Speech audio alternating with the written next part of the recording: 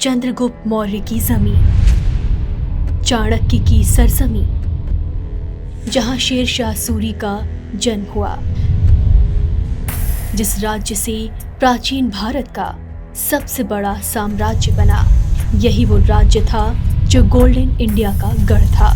लेकिन अब बिहार की बदहाली दिन ब दिन बढ़ती ही जा रही है। बिहार को देश के सबसे पिछड़े राज्यों में से एक माना जाता है।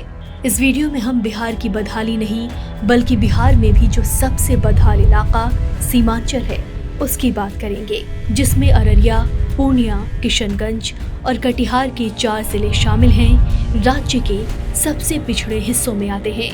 2011 की जनगणना के मुताबिक सीमांचल की आबादी 1 करोड़ से ज्यादा है। फिर भी मानो कि यहाँ से विकास लापता हो गया है। सीमांचल वो इलाका है जहाँ मुसलमानों की आबादी 47% है। ये अपने आप में सोचने वाली बात है कि किस तरह सरकार मुस्लिम अक्सरियत वाले इलाकों को दरकिनार कर देती है।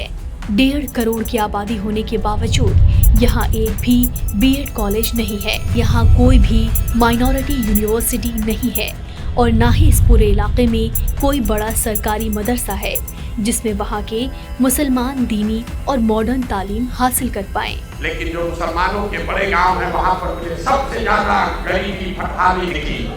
तो मैंने इस बात को गौर किया कि भाई ऐसा कैसे है कि जो बड़े मुसलमानों के गांव हैं उनकी हालात मिक्स आबादी वाले मुसलमानों के गांव से या मुसलमानों के छोटे गांव के मुकाबले ज्यादा खराब है। ऐसा क्यों है? ऐसा इसलिए है, जब हमने उसका अध्ययन कराया तो ये पाया कि जो मुसलमानों के 3000 से ज्यादा आबादी वाले गांव हैं उनको सियासी तौर पर, राजनीतिक तौर पर चिन्हित कर लिया गया। तो जब कोई जदयू का, भाजपा का विधायक जीत कर आता है तो निश्चित करता है कि उस गांव की ओर मुंह भी न करे, वहां जाए भी न, वहां काम भी न करे। लेकिन अगर वहां कोई आरजेडी का जीत कर आ गया, कांग्रेस का जीत कर आ गया तो कहता ही कि तो 3000 रुपया अपने हाथ में ही जाएगा कहां, बगल के गांव में काम करा। सीमांचल में महानंदा और कोसी से हर साल आने वाली बाढ़ भी है, जिससे रोजमर्रा की जिंदगी पूरी तरह से तहस नहस हो जाती है। हजारों लोग बेघर हो जाते हैं। लोगों की खेती बाड़ी पूरी तरीके से चौपट हो जाती है। बाढ़ के जाते ही हर जगह पानी खराब होने लगता है, जिससे सैकड़ों तरह की बीमारियां होती हैं। लेकिन फिर भी पूरे सीमांचल में एक भी बड़ा सरकारी हॉस्पिटल नहीं है जहां लोगों को आसानी से बेहतर इलाज मिल सके। किशनगंज अलीगढ़ मुस्लिम यूनिवर्सिटी सेंटर के हालात से तो आप वाकिफ ही होंगे। इतने अजीम इदारे का सेंटर होने के बावजूद यूनिवर्सिटी को फंड नहीं मिल रहा। एक बेहतरीन सेंट्रल यूनिवर्सिटी का सेंटर अदबनी बाउंड्री और टूटे दरवाजों के बीच किसी तरह बस चल रहा है। इलाके के लोग और तुलबा बरसों से अपने हक की लड़ाई लड़ रहे हैं, लेकिन कोई सुनने वाला नहीं है। किशनगंज नगर क्षेत्र की चूड़ापट्टी वाक़े बस में अदब उर्दू लाइब्रेरी जिले की सबसे पुरानी सार्वजनिक लाइब्रेरी में से एक है। इस लाइब्रेरी की नींव आज़ादी से भी पहले रखी गई थी। सन 1934 में बनी इस लाइब्रेरी की इमारत अब जर्जर हो चुकी है। शुरुआती दिनों में बस में अदब उर्दू लाइब्रेरी अदबी महफिलों और मुशायरों का मरकज़ हुआ करती थी।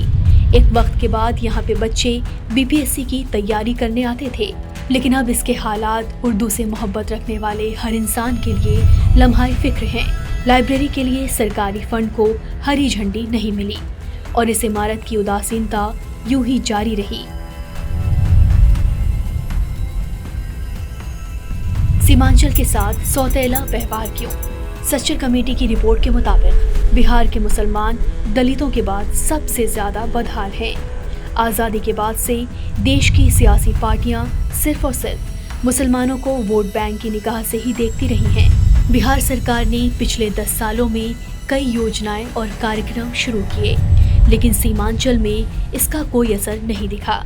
लालू यादव के राज से लेकर नीतीश कुमार के मुख्यमंत्री होने तक आज भी सीमांचल के हालात मुसलसल बदहाल बने हुए हैं।